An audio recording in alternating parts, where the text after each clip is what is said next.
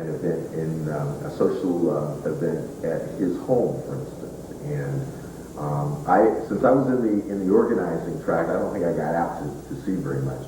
We kind of only wrote for speeches. There were invited speakers who Mike had just solicited from around the nation to come and speak. And the only one I can remember now was Billy Jones, who was the co-founder of Black Gay and Lesbian Task Force, I think is what it was called in those days.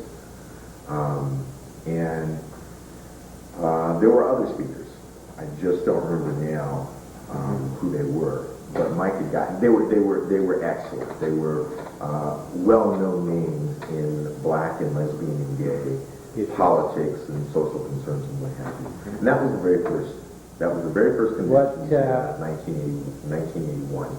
What also seems to be coming out of what you're saying is that through your participation locally and nationally, it became a vehicle to network with all these people all over the country with whom you had a lot of shared issues, conflicts sometimes, but anyway, it connected you with a whole network all over the country. Yes, through the organization. It did, and we began to talk a lot by phone in the organizations. Remember, there is a huge sort of constituency left out of this, and that is people who were not affiliated with an organization, which was almost certainly the majority of subscribers to BWT Quarterly.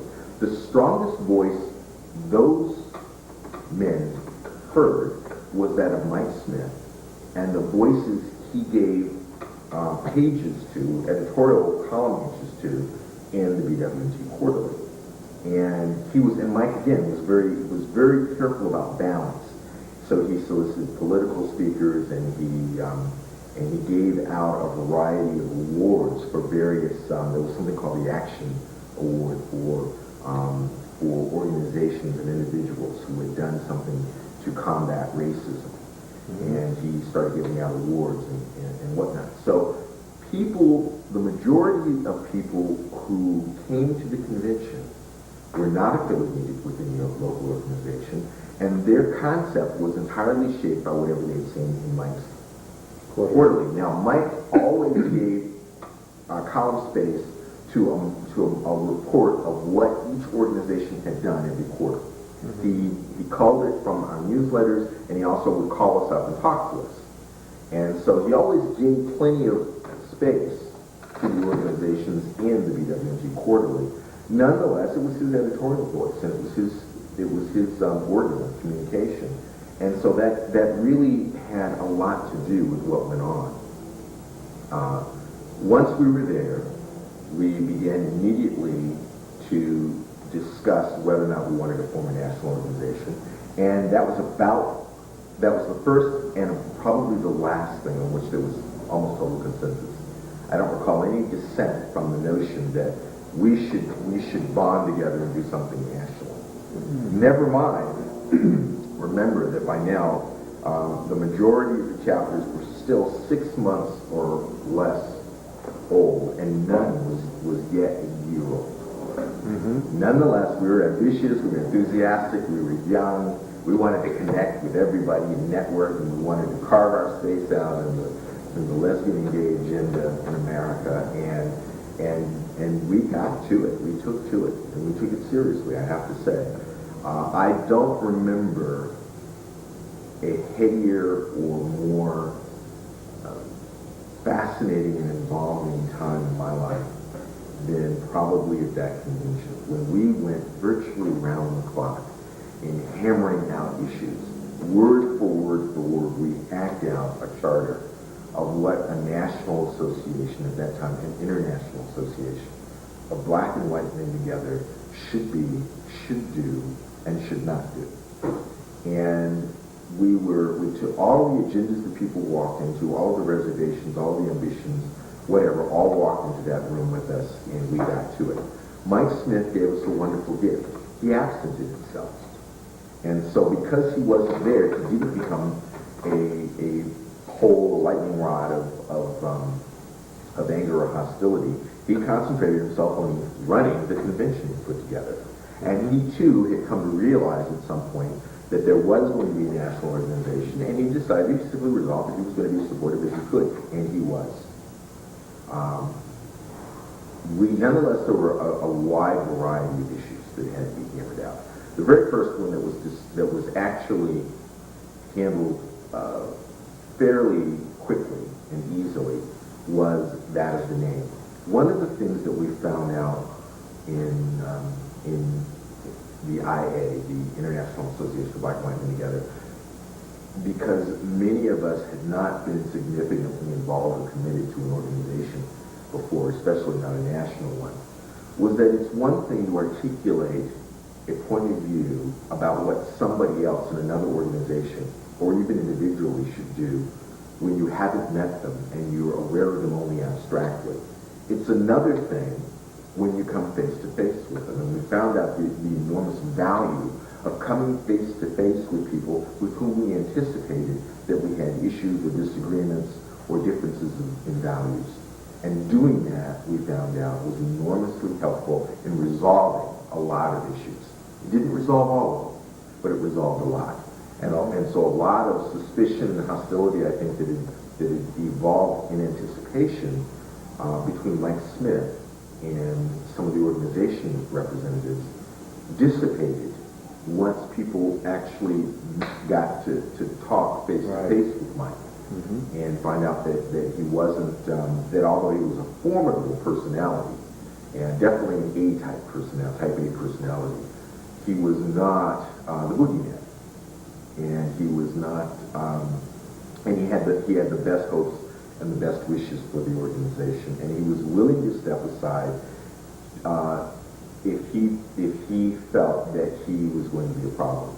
And in this situation, I think he perceived that, so he did step aside. It was probably the last time Mike did voluntarily step aside, but it was the critical time to do it, and he did it. Mm-hmm. Nonetheless, for instance, the issue of the name. When Tim Wilson came face to face with the guy who's the founder of the Long Beach organization, whose name I no longer remember, he just sort of decided he liked him, and there was no issue. And so it was sort of agreed very early on that each organization could adopt whatever name its membership felt comfortable with. Each of the chapters. Each of the what were to become chapters. Mm-hmm. And and still be affiliated with the organization. It was not yet clear. What we were really adopting at this point was a preamble and sort of setting the broad parameters and creating a process to approve a charter for the National Association. But we did not actually hammer out the specifics of that. We did hammer out a statement, essentially, which said that we wanted to form an international association. We wanted it to be called Black and White Men Together. We wanted there to be an editorial board which would produce a newsletter which could be circulated among all of the chapters. We wanted chapters to have the option of affiliating. We recognized the need for a dues structure. We recognized the need for and wanted to create a process for electing officers and for fundraising. And we created a committee which had ethnic and regional parity to implement this initial statement that we hammered out. It was very, very tough going. Because it took a lot of compromise. It took a lot of hearing other people's points of view. There were lots of people there who wanted to create a political organization. And there were those who wanted to create an organization that was primarily chapter focused. It sort of represented the early kind of division among the colonies in the founding United States of America. There was a local versus a national kind of division, and the notion that the national organization should have certain powers, and versus those that believe that local groups had to have autonomy. The local groups' autonomy notion won out. in the end, as I recall. But there was a strong desire to affiliate, and so we proceeded to create a set of guidelines for that, and a process to implement it, and to appoint members to the 6 guys to a committee. And it was, I think that the representative of the Canadian organization was the guy who was supposed to actually convene this group by phone and letter. Fax was then not much used, and try to implement by deadlines that we set to create, to put to a vote to national organizations the charter. My understanding was that the reason the International Association of Black and White Men Together became the National Association of Black and White Men Together was when the NA was trying to get nonprofit status, and in order to have that, it needed to be a national organization as opposed to an international organization. Is that what you understood? I would know, because I was never involved in the National Association. For the length of time that I served as the black co-chair, it was the International Association. And during that period, not only do I not recall a discussion about confining ourselves to national in focus or any other reason, but it was, if anything, it was quite the other way. And I recall trying to exercise some restraint and in terms of how we characterized ourselves, because the reality was that we had one representative of a Canadian group and one representative of a Brazilian group, and their newsletters, and that was what we knew about them and what they knew about us by and large. And I felt that we needed to be cautious about representing ourselves as international when we had that slender a connection. And there was some concern voiced, now that I think about it, when we first started organizing, about whether or not, in the degree to which we could really effectively carry an international focus. However, the general feeling was kind of, they're here, what are you going to do with them? Right. And so we went ahead and recommended that we become the International Association. Mike Smith, as I recall, in a rather dramatic moment, announced that during one of the periods when this group would report out its findings to a plenary body convened at the convention for that purpose, at one of those meetings during that weekend, Mike sort of dramatically announced that he had not copyrighted the name, he had no intention of doing so, and that he welcomed the National Association, or whatever it would become, to use that name if they wished to do so, and that the quarterly would make whatever adjustment was appropriate in order for that to happen. He made clear that the quarterly would continue to exist, that it would exist as an independent organ. He did not volunteer to become the organ or the mouthpiece of the National Association, because that would have been subjecting itself to censorship and editing. And anybody that knows Mike Smith knows he would never have agreed to that. However, that problem dissolved, and I think we need to be grateful to Mike for that. And we proceeded. We adjourned. We went back. The guys began. There was a hiatus, and sort of the energy dissipated. And then after a number of months, there began Jerry Mallon, I and several other people nationally who had come to know Jerry Mallon, the founder of the Philadelphia organization, at the first convention. And Jerry immediately acquired a reputation for being both astute and enormously fair, and very, very efficient. And several of us began making frantic appeals to Jerry, who was on the committee to sort of convene this thing, to get it off the ground, because nothing was happening for several months. And there were deadlines specified as to when elections were to take place and so forth. And also, money for the next convention needed to be raised, because it was not going to be held by Mike Smith, who, out of his own pocket, had funded the first convention. He had funded all that money in his own pocket. Was it out of the first convention in San Francisco that the idea of the structure of officers and co-chairs Yes. began? Yes. One of the And principles is racial parity from the very beginning. And was anyone elected to those positions No. at that convention? No. The six-man committee was supposed to create a structure and a charter process and conduct elections, ensuring that racial parity and geographical representation were somehow maintained. They were supposed to figure out a mechanism for doing that, because over the course of that weekend we realized we couldn't put all that together right then.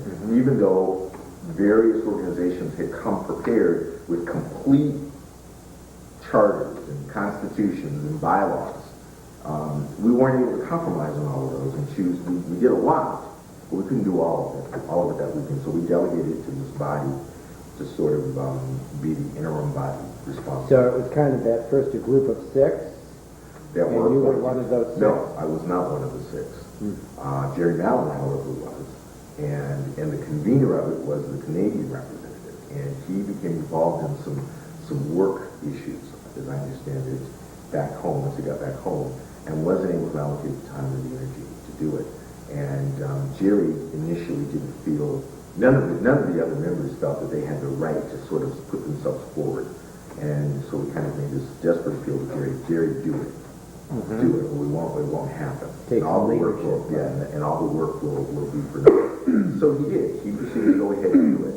And he circulated, at his expense, or perhaps the Philadelphia organization's expense, he circulated a variety of questionnaires, and he initiated the process and sort of proceeded and set new deadlines. And before we knew it, elections were being held, and ideas for the charter were being recommended, were being put forth, and ideas for the creation of an editorial board to be an independent body of the elected officers, which was an idea that came out of the first convention. Elections for the editorial board were planned so that they could begin creating a mouthpiece for the organization independent of Mike Smith's quarterly. Do you remember who those other, the six were? There was Jerry Mallon and the gentleman from Canada. Yeah, and I knew them, and I worked with them all that weekend, but now I'm afraid I can't remember the names. Maybe I'll try and read that for you before we do the interview, but right now I can't remember who was on that committee. So, like what happens typically, the great enthusiasm and zest that you leave a convention with sort of wanes in the following months, and then you kind of rejuvenate it again as you get closer to the next convention. Things were moving along very rapidly in our local organizations, and in many of the local organizations, the first turnover in leadership was occurring. And this happened fairly rapidly and fairly consistent in most of the local BWT organizations. After a certain period of time, there was sort of a mini revolution. And some of the founders of the organization survived that revolution, and some didn't. I remember BWT-LA's founder was actually suspended from his membership in BWT-LA for the duration of the convention so that he would not proceed to the convention to put forth some of the ideas that he had that the chapter had not been comfortable with. And there was actually a Robert's Rules of Order trial held, and he was suspended deliberately for the duration of the convention. Nonetheless, he came, and he got together with Tom Bean, who had undergone similar kinds of conflicts in the San Francisco BWT, and had also sort of walked out of the mainstream organization and decided to come forth with his own ideas about what a national organization should be like. And Tom Bean and Phil Twitchell created a charter for a national organization which was one of the ideas that was put forth. And Tom Bean came representing that organization to the very first convention. Phil didn't, but Phil but Phil did participate in the creation of this alternative idea. So I mean, the amount of controversy that spun around the very, very first convention was just incredible, just amazing. Mm-hmm. And when we got back to our local organizations, the activities and involvement of growing organizations almost immediately drew us back into them, and everything that got on at the convention sort of receded into the background and began to seem as though it was distant and far away and not very relevant to what the local organizations were doing to survive and recruit membership and meet the demands for growing membership, and some organizations were having difficulty, were sputtering out already. And so it wasn't merely that the members of the committee failed to take up the reins. It was that all of us became preoccupied with our local organizations. Probably the idea for creating a national organization was premature. We really weren't ready yet. We had more enthusiasm than resources. And as a result of that, it's amazing that it has survived as many years as it has. And it's not a surprise that it's had as many ups and downs as it has, precisely because it has always competed with the local chapters for membership and for resources and for energy and focus. Mm-hmm. And that's what happened. And then at some point, some of us did get antsy about it, and turned to Jerry, because we knew that Jerry said he'd do it, he would, and he did. And he circulated the necessary consultations with everybody imaginable that needed to be or could be consulted, and he set it up and got us back on deadline for submission of charters, for submission of articles to the editorial board, an election for the editorial board, and for the election of our first officers. So this was kind of happening in between the first convention and the second convention. Yes. And what kind of steps occurred next to bring you into the convention of '82? Well, elections. The elections. Once Jerry got us back on track and said we are going to hold elections, then the issue became, number one, what kind of charters do we recommend be created to comply with the broad framework that had been created at the first convention, and who do we elect to represent them? Excuse me, when you say charter, are you referring to statement of purpose and or bylaws and or kind of the, when you say charter, are you basically referring to on paper the basic structure of the organization? Right, the bylaws. The general structure was sort of worked out in the sense that we insisted upon certain principles, and that was that organizations had to be autonomous, that there had to be racial parity, that there had to be some mechanism for attempting to obtain geographical representation. The statement of purpose was hacked out right there, and I mean every single syllable and comma was fought and bled over.